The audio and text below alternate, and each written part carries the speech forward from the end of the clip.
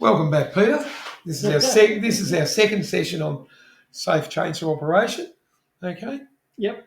Now, first of all, we'll just do a little recap. Can you remember what we spoke about in the first session? Yes, we spoke about the safety features of we spoke about the different components. We spoke about the fuel and oil and the battery, and also the safety features of each of them and how to start them.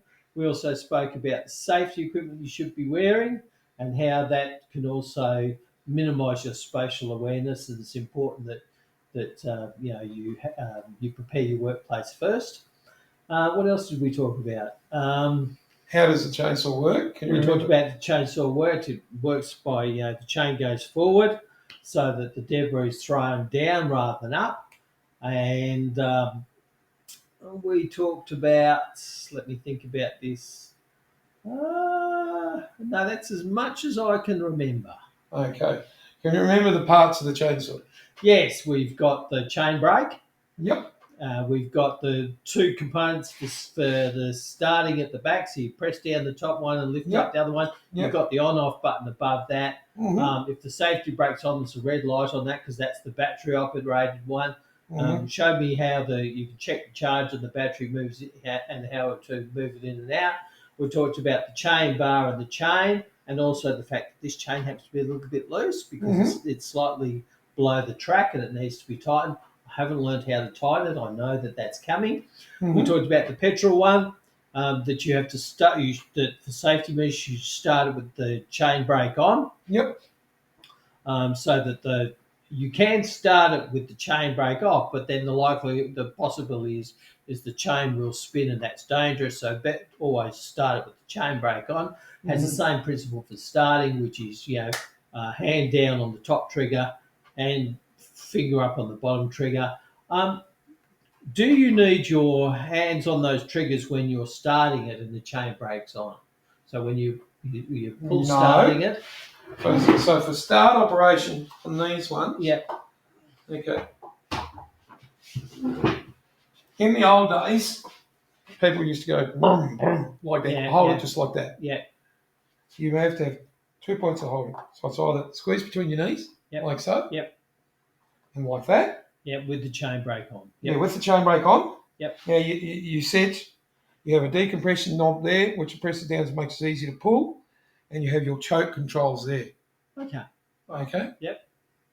So the choke control should generally be down, part of the way down for starting. Yeah. So then so down would open the choke. Yeah, down would open the choke, so that's open all the way. Yep. Okay. And once it starts, it should burble, and then you flick it up. Flick it up. And then it'll go back to where it should be. Okay. Yep, no worries. Now I noticed you put your hand on the bar there. Is that just to? Yeah. That's just so I got some leverage there. That's all right. Okay. That's all I'm checking. The other way to start it. is so you always got to have a point of contact. Yeah. So you put your toe in there. Yep. And pull like that. Okay. Yep. So it can't be free. No, because when you're starting it. Yeah.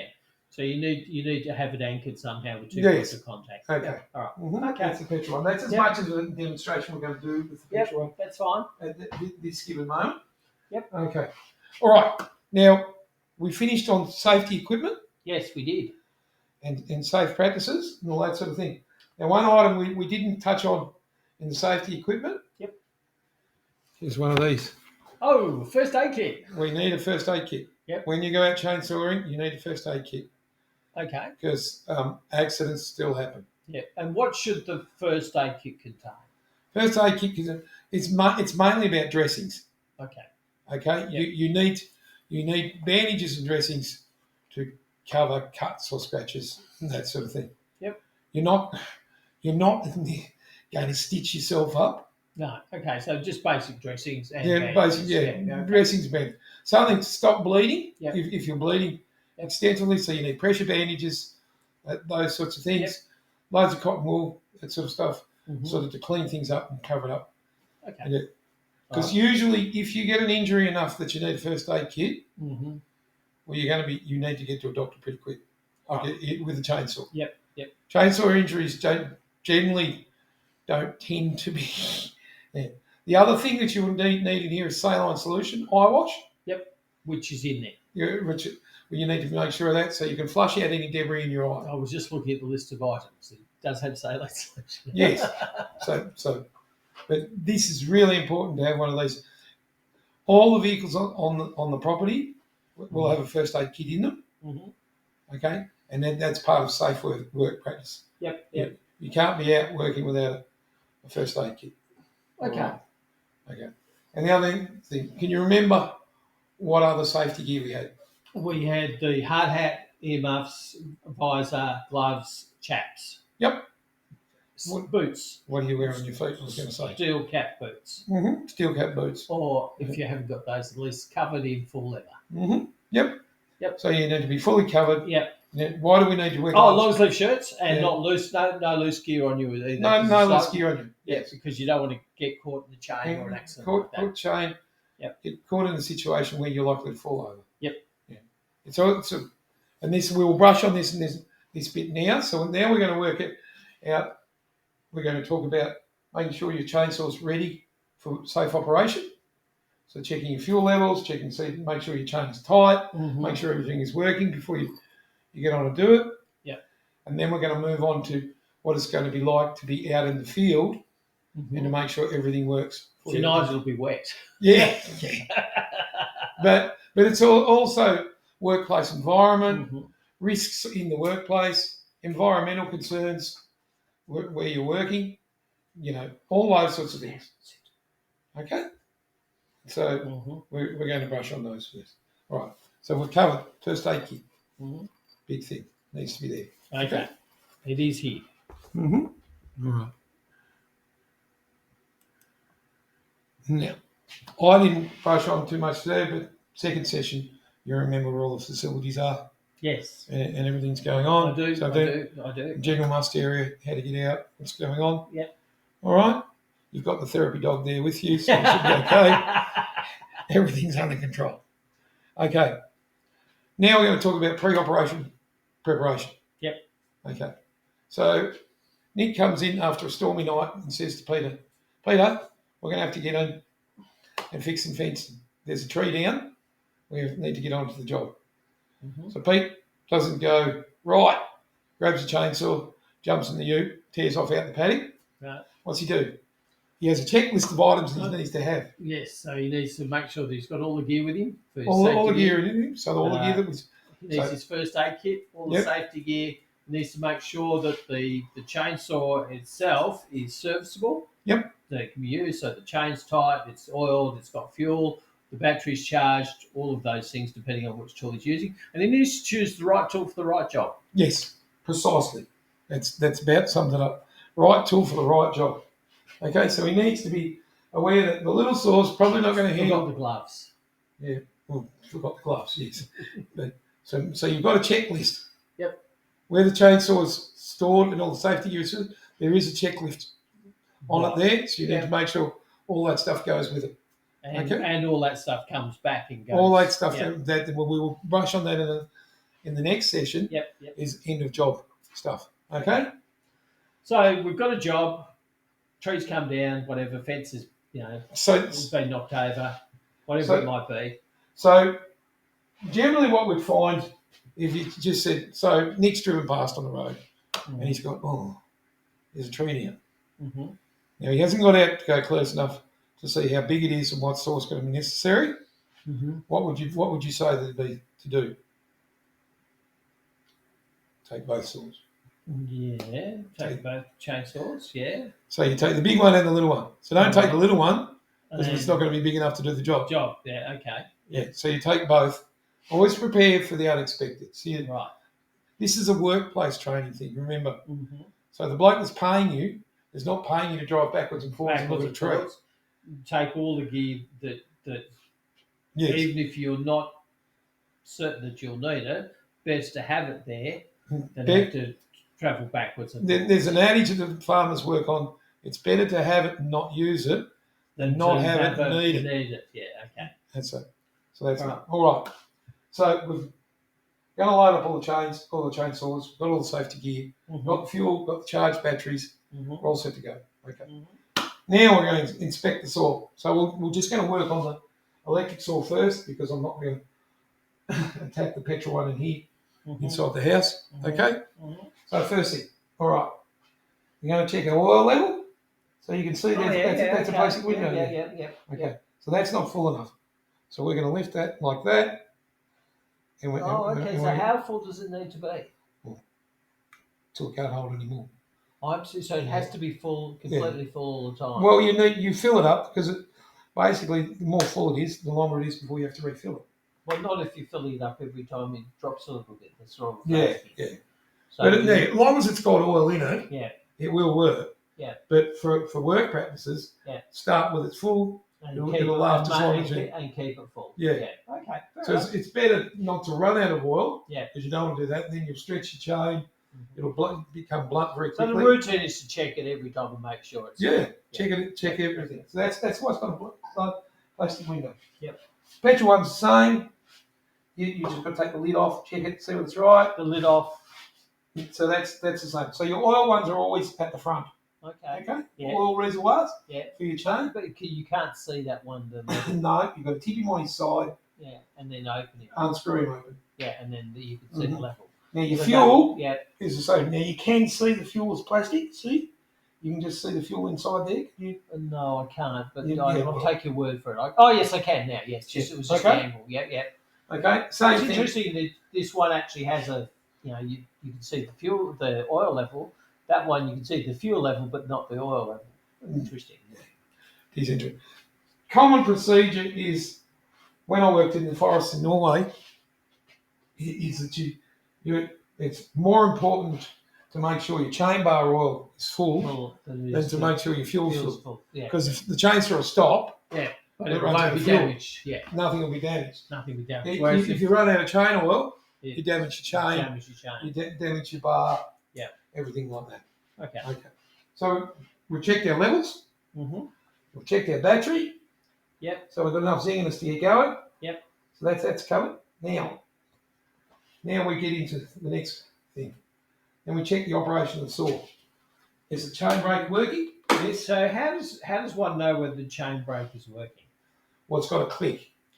Yeah. Okay. So can you move the chain if the chain brake is on? Well, you can. Either way, you can still move it. It's just that it doesn't engage. It doesn't engage. It's not in the drive. It's not in the drive. Okay. Fair enough. Okay. Yep. So same on this one. I think the petrol one, if your brakes on, your chain won't move. Okay. But on the battery one, it will move. It will move because it's a clutch one. Yeah. Okay. Yep. Look, the chain brake is really important on both of them. Yeah. Like it's your mains. Your two main safety features are your hand grip, and your chain brake. 2-point hand grip and your chain brake. They're the two major safety things. Yeah. Okay, for that's on the machine. Right. Okay, because of the nature of the machine, the electric one, because when your chain brake's on, it won't engage. Yeah, I'm with you. Okay, so the motor won't run at all. No. So your level of safety is not the same as a petrol one. Once your petrol motor's going, you've got to take you can start your petrol motor with your chain brake on and off, but safety-wise, you start it with the chain brake on. You cannot start. You can power it up, but you can't start it with the chain brake on. That's it. Yeah. Okay, I'm with it. Yep. Yeah. Got it? Yep. So that's Yep. All right. I'm not ready to be let loose yet, though. Not ready to be let loose. No, you're not. Okay. Now we start talking about tools of the trade. Things you're going to need. This is a very important tool. This is the one tool that goes with your chainsaw wherever it goes. Okay. So this is your adjusting spanner. Adjusting spanner. And this is how you tension your chain. Right. Okay. So all chainsaws. So that's what locks the chain bar in place. So the principle of tightening or loosening the chain is that's the lock up there that holds it. Right. So that holds the bar, or holds the bar. Holds the bar. Okay. Okay. So how we tighten and loosen the bar is by And then adjusting that yeah, and moving the moving the bar in or out. in or out. So if you bring the bar out, It tightens it it up. tightens it up. If you bring it back in, Yeah. it loosens it up. So it doesn't adjust the chain; it adjusts the bar. Yes. Oh, Okay. there you go. So that's your lock nut. Okay. Yeah. It holds the bar. Okay. Did you see just then it dropped? Yes, I did. Okay. So now what happens? This is your adjusting screw, and so flat blade in there. That was screw there. So I've And got so you the bar's now loose, and then you adjust that one to move the bar forward or back. Forward or back. Now that's too tight. Okay, how do you so it should be free running is what I'm guessing. Yeah, well, it needs to be free running, but you're working on the tension of the chain. Yeah. So when you general rule of thumb, if the chain's like that, okay, that's okay. You have to be able to. So what the chain is taking the full weight of the saw. If you can see that principle. So I'm pulling up with the chain. Yeah. So I can lift it up, and it's only just clearing the bar when I've got the full weight of it. That's right. That general rule of thumb. That's it. Okay. Yeah. So that can run freely. Yeah. I might go just a little bit loose in here. Right.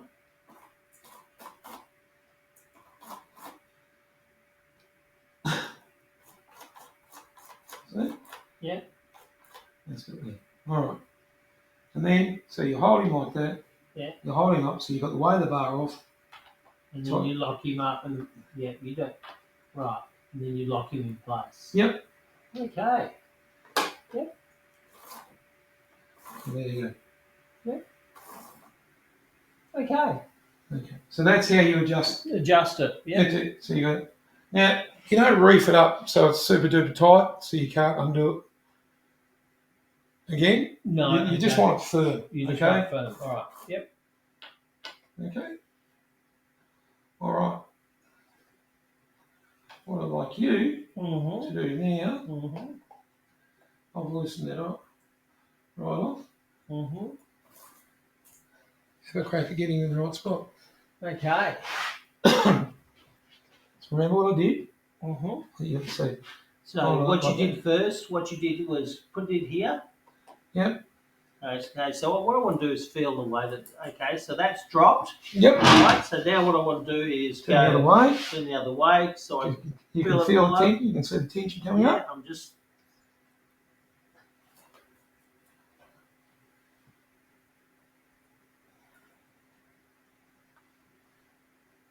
That's probably enough.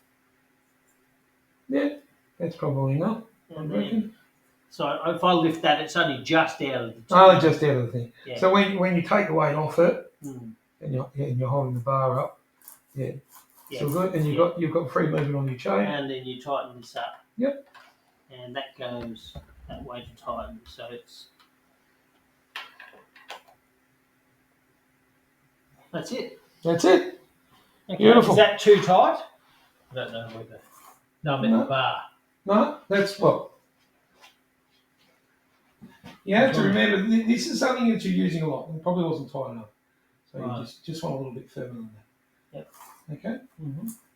So you have to remember, like you're doing this up and you're undoing it quite a lot because your chain will stretch naturally. Yep.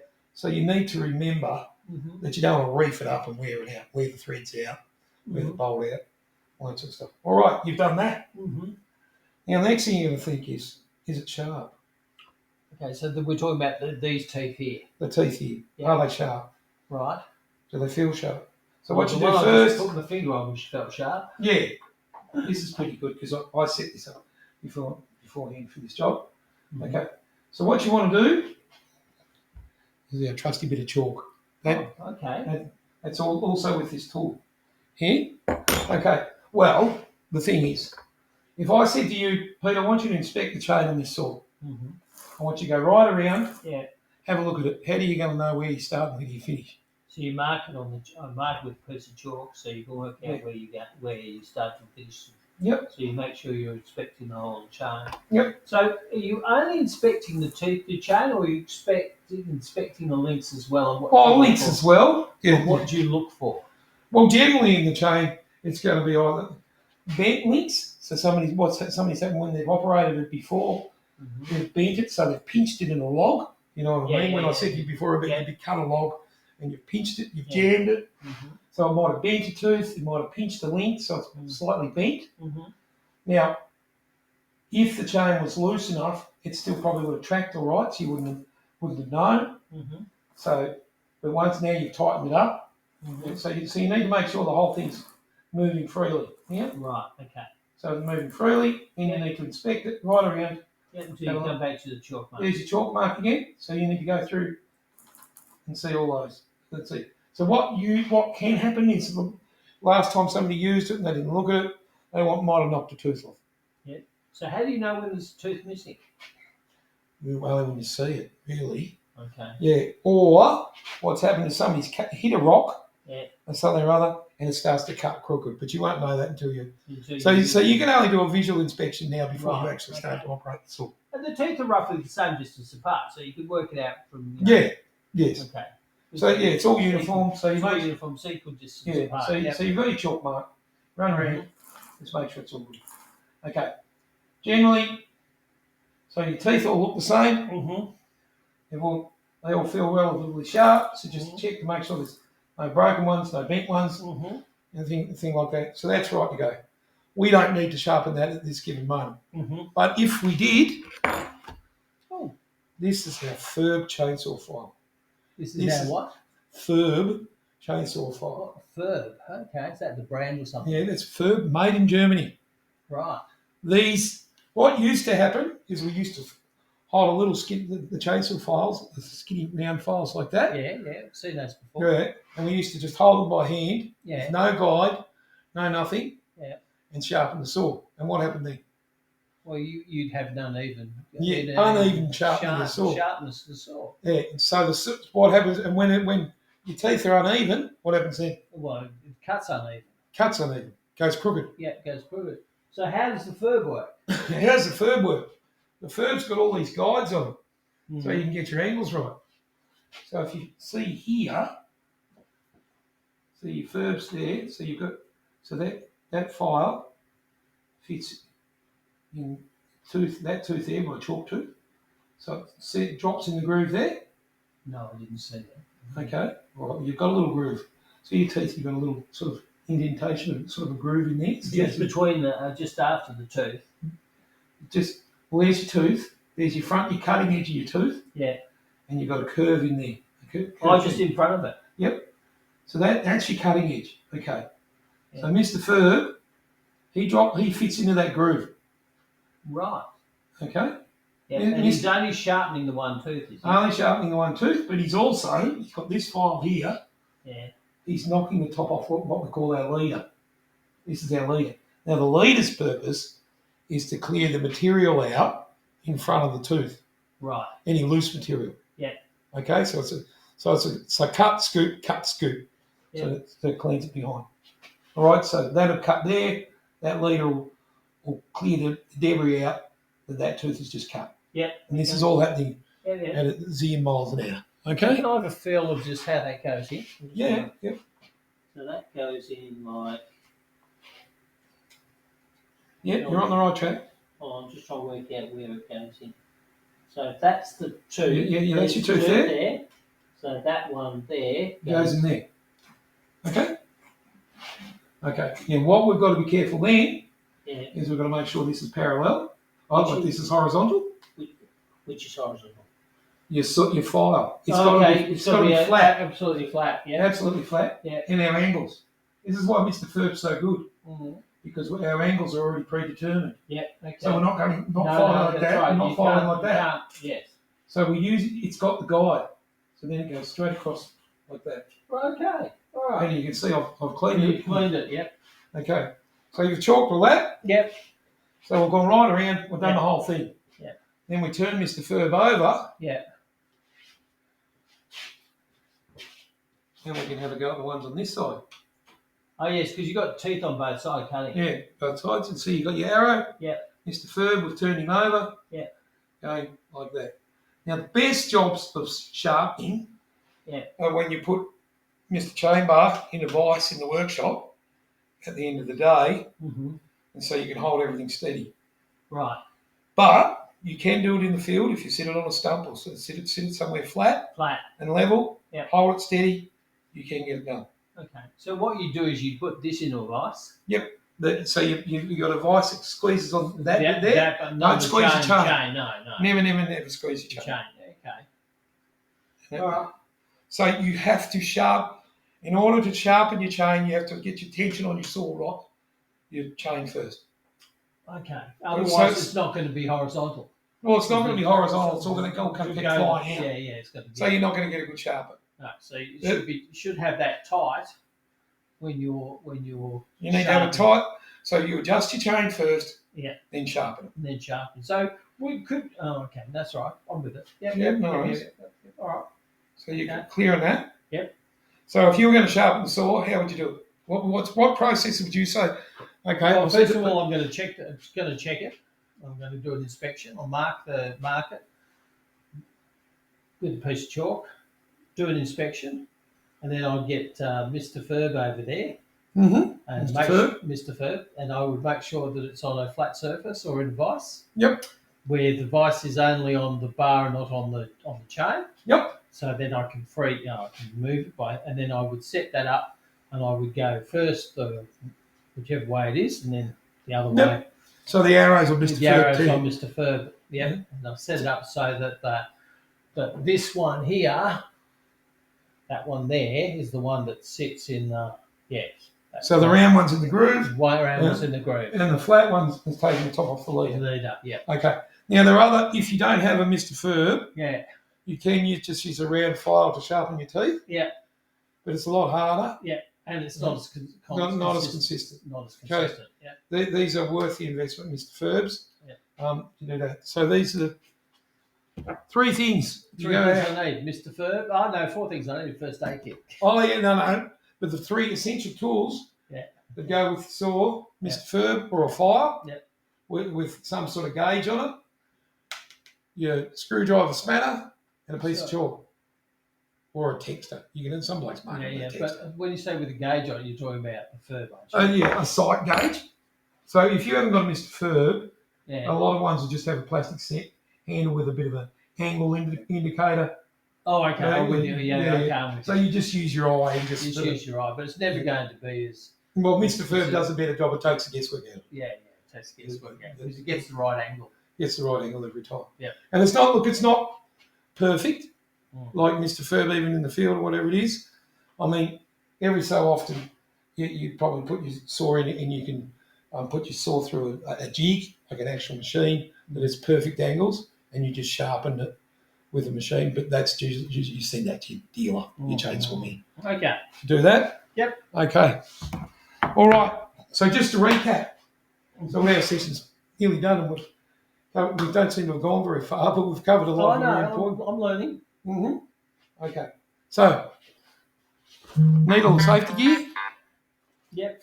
Need this thing. Don't go anywhere without the first aid kit. Certainly not without remember, better to have, better not use what you don't need than need what you haven't got. That's precisely it.